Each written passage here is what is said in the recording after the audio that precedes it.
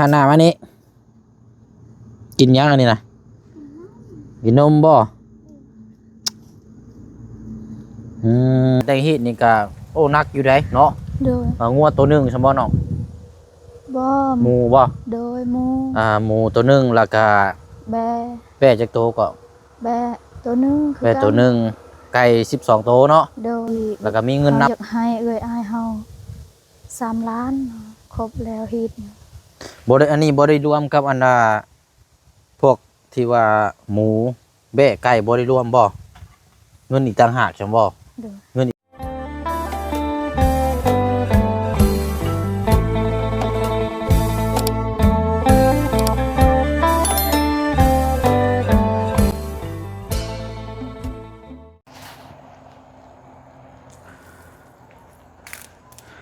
เปิดภาพมาพบเจอกันอีกคือเก่าเด้อพี่น้องเนาะช่วงค่อยค่ำลงแรงบุกมาสวนพักของทางน้องออนหรือว่าเมลูกซี่เนาะเมลูกซี่เมลูกติดกับเมนพี่น้องเนาะผักกาดเราเนาะจนออกหลอกออกผลอันนี้ผักกาดซองโอ้ยอย่าไปลวกจำแจวนี่คักได้นี่บริเวณเพชรนั่นละกระปุกอย่างเดียวบ่ได้เอาไปกินบ่จักบ่สบายดีเด้อโดยเอาไปกินน้ำอยู่บ่กินฮะเอาแหละบ่เบิ่งคือว่าเป็นคือบ่มีหม่องเล็ดหม่องหยังสิดอกเอาเดี๋ยวไปเสียงไม้ก่อนมาเยี่ยมยามถามข่าวน้ำกันอีกเนาะมื้อเช้านี่ไปใช้ก็คือใช้มุกขมุมไปทางผู้ขึ้นไปทางสวนน้องซอนผมแล่นไปยังนะเมื่อแต่ทรงแห้งสูงแฮงบ่โดยสูงแฮงไผนะทรงแห้งคนในบ้านนี้สูงแฮงเอาเปียกมันนี่บ่โดยเอาเนาะสูงแฮงเปียกงานแล้วก็กลับมาเบิ่งอันนี้อีกเนาะโดยส่วนพักส่วนมีเราเอาคือว่ากินเนาะคันบ่สร้างกับบ่มีเขาบ่มีก็แม่นบ่ได้กินพี่น้องเนาะมันคู่กันเป็นหยังกะเอาเนาะทักทายสบายดีและสวัสดีพ่อแม่พี่น้องเบิดสุขุสุคนเด้อพี่น้องเด้อเนาะพบเจอกันอีกคือเก่าคือเดิมเนาะอยู่ที่บ้านสะเดาขึ้นกับเมืองเซโปนแขวงสวรรณเขตพี่น้องเนาะอยู่เขตของทางน้องอ่อนหรือว่าเมลูกซี่เนาะอันนี้ก็ได้ยินข่าวมากกับเรื่องทางครอบครัวเนี่ยพี่น้องเนาะก็ว่าจะไปทำฮิตคองประเพณีเนาะตามฮิตคองบ้านข้าเจ้าเนี่ยพี่น้องเนาะถ้าบ่เฮ็ดฮิตคองก็แม่นขึ้นบ้านขึ้นศาลบ่ได้เนาะก็คือเอาผัวเมียใหม่แล้วบ่ได้แต่งฮิตแล้วเอากันก่อน10 ปี20 ปีเนาะถ้าว่ายังมีชีวิตอยู่ถ้าบ่แต่งฮีตก็ขึ้นบ้านเงินซานบ่ได้เนาะพี่น้องเนาะผิดกันจะว่ากับผิดของประเพณีนั่นแหละพี่น้องเนาะเพราะว่าทางน้องออนนี่เอาตั้งแต่เอาผัวมาจนได้ลูก3ลูก4แล้วยังบ่ทันได้แต่งฮีตคือเอาเมียเอาผัวนี่ผัวเมียนี่ต้องแต่งฮีตเนาะพี่น้องเนาะแต่ว่าทางน้องเพิ่นนี่ยังบ่ทันได้เฮ็ดหยังก็เลยพอดีว่าได้มีข่าวดีเนาะทางบ่จันก็จะนำพาทางน้องเพิ่นไปเฮ็ดแก้ฮีตตัวนี้แหละพี่น้องให้จบให้ทั่วเนาะเฮามุมมองไปก็ว่ามันก็หลายสิ่งหลายอย่างพี่น้องเนาะก็ถึงคือลูกผัวเนาะถ้าว่าเนี่ยบ่ดีบ่งามถ้าผัวออกมาจากบำบัดแล้วเนาะยังเป็นคือเก่ากับทางน้องเพิ่นก็สามารถหอบลูกหอบเต้าเมื่ออยู่บ้านพุ่นก็แม่นได้นะพี่น้องขึ้นถึงเพื่อนถึงซานก็ได้เนาะแต่ว่าถ้าดีงามก็ว่ากันไปเนาะอันนี้ก็เพิ่นอยากให้แต่งฮีตแต่ว่าในการแต่งฮีตนี่ก็โอ้นักอยู่ได้เนาะโดยงัวตัวหนึ่งสมบ่เนาะบ่หมูบ่โดยหมูหมูตัวหนึ่งแล้วก็แปะจักโตก็แบะตัวหนึงแปะตัวหนึ่งไก่12โตเนาะโดยแล้วก็มีเงินนำอยู่บ่ท่านมีสิให้แหละมีเงินสดนำอยู่บ่อันว่าเอาให้เท่าไรนะให้แบบครบแล้วก็เอื้อยอายเฮาสิแบบเฮาอยากให้เอื้อยอายเฮา3 ล้านครบแล้วฮิตบ่ได้อันนี้บ่ได้รวมกับอันพวกที่ว่าหมูแบะไก่บ่ได้รวมบ่เงินอีกต่างหากจังบ่เงินอีกต่างหาก3 ล้านโดยไก่ต่างหากไก่ต่างหากแบะไก่อีกต่างหากเนาะโดยบัดนี้ก็เลยโอ้เงินสดนี่3 ล้านนี่เอาให้ไผนี่นะให้เอ้ยแต่งฮีตนะฮะให้เอ้ยอ้าย ให้เอื้อยอ้ายเอื้อยทางใดน่ะ เอ้ยอ้ายเฮาบ้านประยุทธ์ ไว้ว่าฮีดคลองบ่นี่น่ะอ้าวพี่น้อยเนาะ3ล้านประมาณเกือบ5,000เกือบ6,000 บาท เด้อ ถือว่าหลายอยู่เนาะโดยได้ยินข่าวซั่นแหละบัดนี้ทั้งบ่จันเฮาเพิ่นสิพาไปมื้อใดซะล่ะ เฮาบ่จันยังบ่ได้พบกับเฮาเลย อ๋อบ่จันท่านได้เข้ามาหาเจ้าบ่ เด้อ อ๋อถ้าว่าเจ้าไปเฮ็ดเองเช่นนี้เจ้าก็สิแล้วอยู่บ่สำเร็จอยู่บ่เวียกงานตัวนี้นี่ คันแบบมีเงินก็แล้ว มีเงินก็แล้ว โดย อ๋อ เฮาแบบเฮาค่าก็ดนนี่ก็ย้อนบ่มีเงินนี่ละ อืมเอาอันนี้ก็แต่ว่าทางบ่จันมีงบตัวนี้เนาะสิซอยเนาะ เด้อ เอารอรุ่นเบิ่งนํกันซะเนาะถ้าว่าทางบ่จันแล่นเวียกตัวนี้ให้มันแล้วเนาะแต่ว่าถ้าว่าเพิ่นเวียกงานหลายก็เพิ่นมอบเงินให้เจ้าแล้วเจ้าไปเฮ็ดเอง โดย แต่ว่าเจ้าเฮ็ดได้อยู่แม่นบ่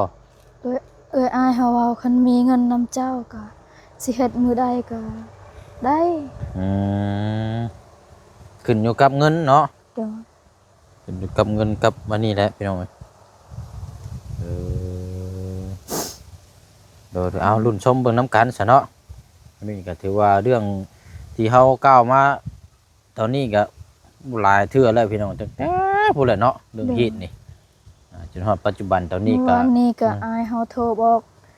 เนี่ยได้น้องเอ้ยบ่จันมาแล้วบ่เฮาว่ายัง อืม บ่จันเมื่อบ้านแล้วมื้อวันยังเฮาลืมนะวันศุกร์ แม่นเดินทางวันศุกร์ วันศุกร์ก็ปีมื้ออื่นก็แล้ววันเสา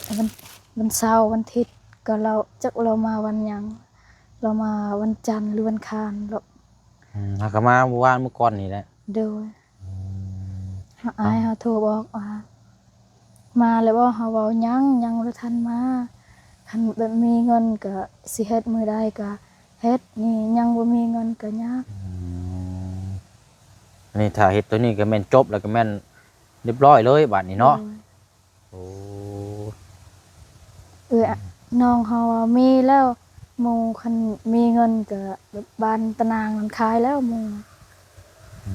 มีแล้ว ชื่อหมูชื่อไก่เนาะ โดย ดูเอาเนาะแล้วทาง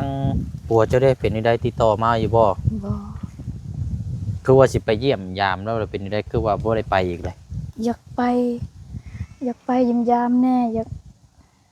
ากเฮ็ดให้มันแล้วเฮ็ดแน่แบบให้สบายเด้อ อืมแต่ว่าถ้าสิไปเยี่ยมยามก็ต้องนัดวันเวลาเด้อ โด ไป ย บ่ถึงมื้อนี่ก็ไปเสียเที่ยวซื่อๆได้เดี๋ยวคือเพิ่นให้เปิดเยี่ยมยามมื้อวันอังคารนี่เฮาก็ต้องไปวันอังคาร โดยเฮาอยากไปยิมยามแน่อยากแต่งเฮ็ดแน่ก็ลำบาก อืม ลำบากใจ เข้าใจอยู่จักสิเบิ่งลูกแน่เนาะ โดย ครอบครัวแน่ แบบผู้เดียวเฮาเด้อน้องก็แบบไปส่งแฮงตลอด อืม พ่อก็กินเหล้าตลอด ไผนะ พ่อผัวเฮาจักเฮาสิเฮ็ดแนวใด พ่อผัว โดย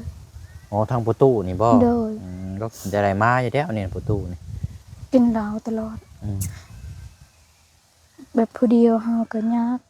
จะสิเล่นหาภัยปานนี้เนาะ โดย ทางน้องซอนเด้เจ้าถามเราแล้วบ่ว่าว่างอยู่บ่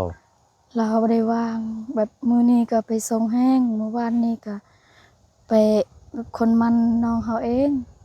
อืม เฮาก็ไปหมดมื้อเมื่อวานนี้มื้อนี้ว่าจันบอกลูกเฮาบอกแม่เจ้าอยู่เฮือนเด้อมื้ออื่นเด้อเฮาอยู่เฮือนท่ามื้อนี้ อืม แต่เรายังบ่ได้เข้ามา โดย แล้วเข้ามาอยู่เมื่อกี้นี่เฮาแบบเฮาไปหดพักนี่เราบ่ได้เห็นเฮาอยู่นี่ โอ้แต่ว่าเราออกเมื่อแล้วบ่ โดย พังเบิ่งจักหน่อยซะจังบ่ทันได้คำนึงเทื่อละเข้ามาเนาะ โดย เพื่อเข้ามาอีกรอบหนึงอันนั้นก็จะเฮ็ดเนาะติและโอ้ยเนาะเอาอันนี้ขนมซื้อมาฝากเด้อ โดย ขนม ขอบ มา ใจ ฝาก เด้ ลู อก เต้าเอาละ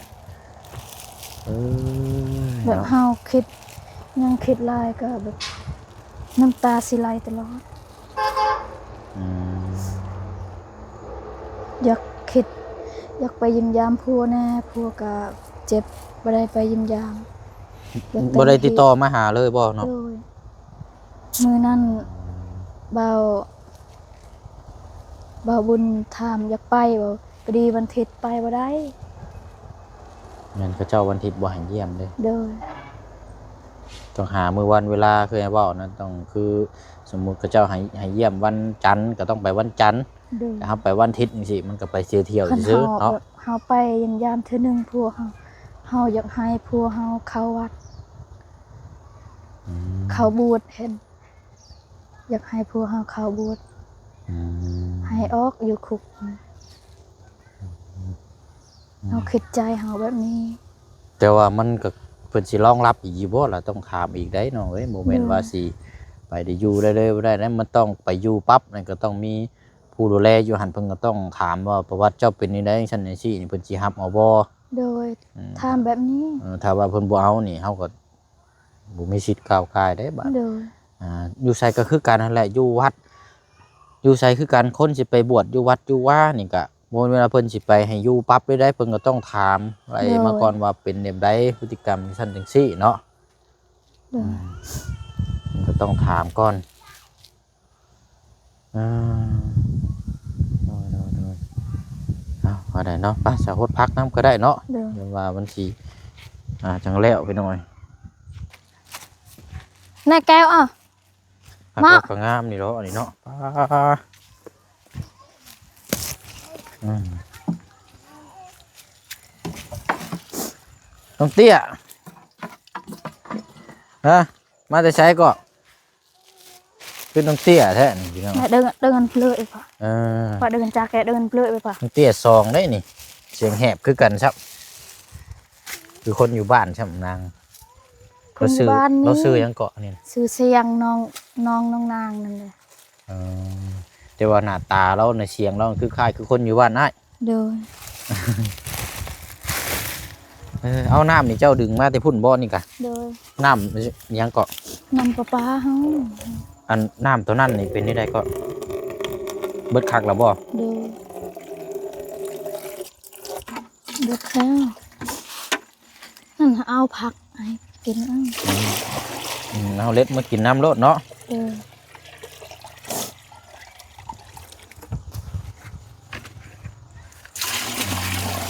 ตัวน้ำมันก็บ่ค่อยอยังแห้งปานใดเนาะ rồi nằm sang ngộ อืม เป็นหาต้มแห้งบ่ได้แห้ง น้ำช่างนั้นไหลได้สักก็ยังอยู่หันอยู่บ่ rồi เอาบ่ได้เปิดบ่เดี๋ยวนี้นะเนาะเปิดไหลนะ บ่อยากเปิดหาตอนำปลาเฮา ยันน้ำเบิดสมบ่ เด้อ เออ หาตอนำปลาเฮา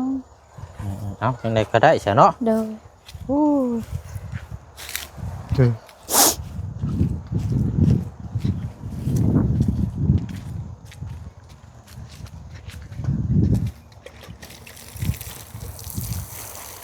ตะปูอันนี่ก็งามเด้นี่เนาะ เด้อ เหงาอยู่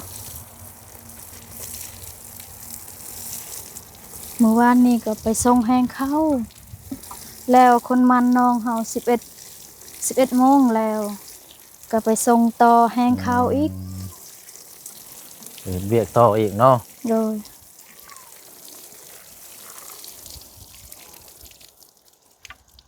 นี่เอายอดมันนี่มาลวกมันจังแซ่บ โดย ยอดเหลืองๆนี่ เฮาเอาไว้เป็นมากเฮาอยากปลูกมื้อหน้าอีก อ๋อไว้แนวใช่บ่ โดย เออเอา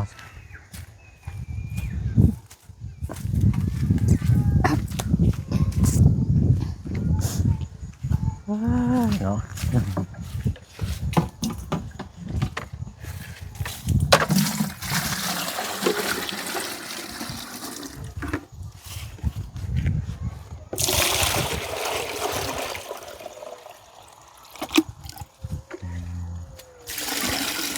นำสร้างไว้นี่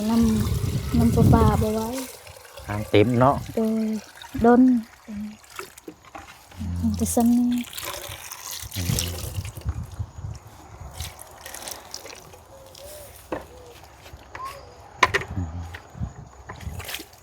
เอาละอย่ากินเฮา ฮะ เฮา เฮาเอาให้เจ้าอยากกินผัก โอ้ บ่เอาเมื่อวานนี่ก็เอาน้ำมักสอนก็มักละลายเนาะพอละเอาไว้เมื่อต้มสุลูกสุเต้าอะไรกินลวกผักลวกหยังผักพี่น้องไงนี่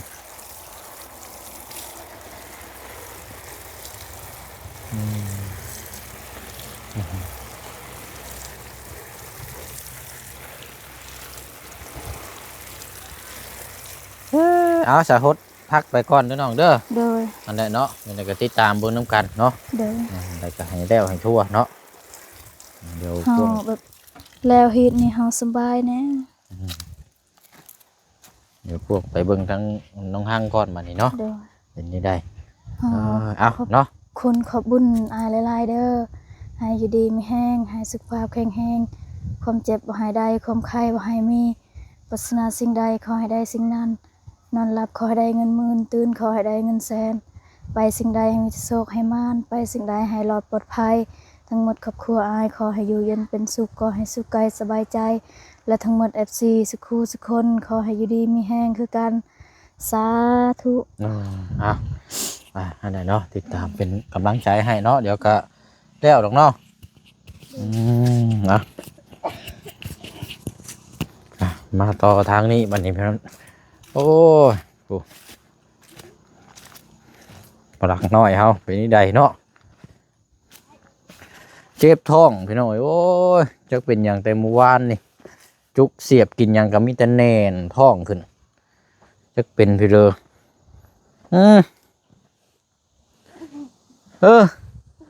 อ๋อนักเลงแท้นี่บ่ว้านั่งฉันเลยอันนี้เนาะบ่มีชาติปูบ่น่ะชาติมาปูไปยังให้ลูกบ่มีบ่ใจเอื้อยไปใช้น่ะฮะบ่หันหน้ามานี่กินยังอันนี้น่ะกินนมบ่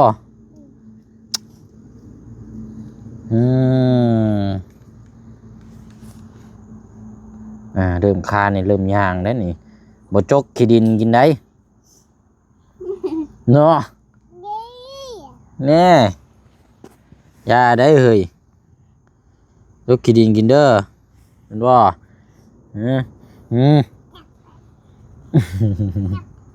เจ็บเพิ่นน่ะเพิ่นดินโอ้ยเนาะเอาศาสตร์มาไปยังนงห้างบ่มีบ่อันนั้นได้ใช่เพบัตเฮาได้ใช่มันชักแล้ว เอาเพบัตนั่นมาได้นะมึงแน่นนี่คานไปแล้วพี่น้องไอ้พวกเอานี่แหละเบี้ยแบบง่าย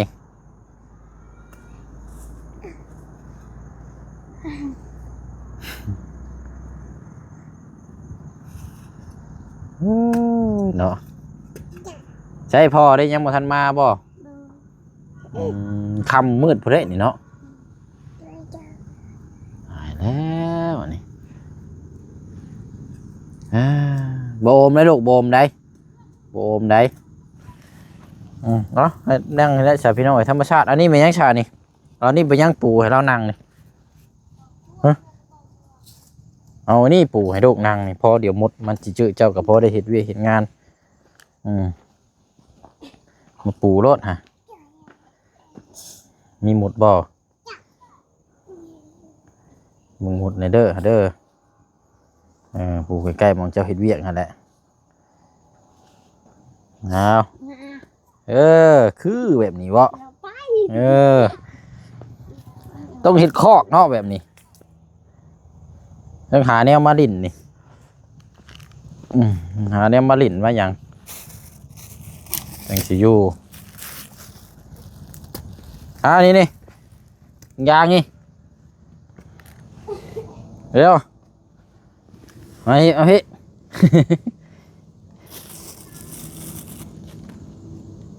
หน้าแตกหมดเลยแตกเหิบ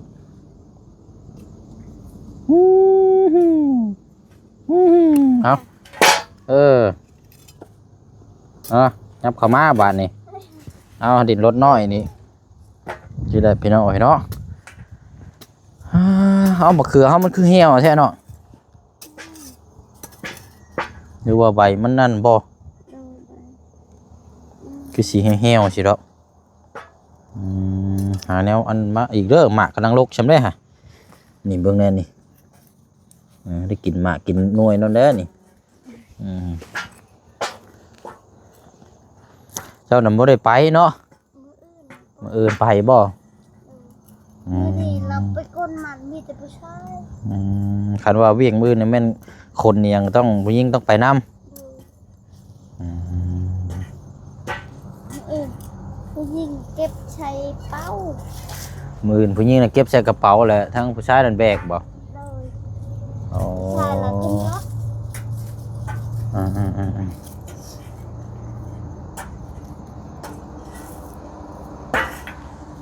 เอาเนาะว่ากันนั่นแหละพี่น้อยติดตามเบิ่งทั้งนี้นะเรื่องน้ำของในดินบล็อกเนาะไม่เส้นเฮาก็ได้มาแล้ว5-6ตัวไม่48อันนี้ก็2 ลมเอ้าข้ามไปพูดเลยเว้ยไวแท้นี่คนกำลังไปเป็นแล้วนี่บ่อยากอยู่แล้วนี่ไปคือเก่าหั่นน่ะเอาพี่น้อยเนาะคันบ่เฮ็ดจังซี่ก็บ่ได้เฮ็ดเวยกเฮ็ดงานบ่ได้อย่าให้คานมาทางนี้เด้อลกลุมนี่เด้เรียบร้อยเด้นี่ลงบุมนี่โธ่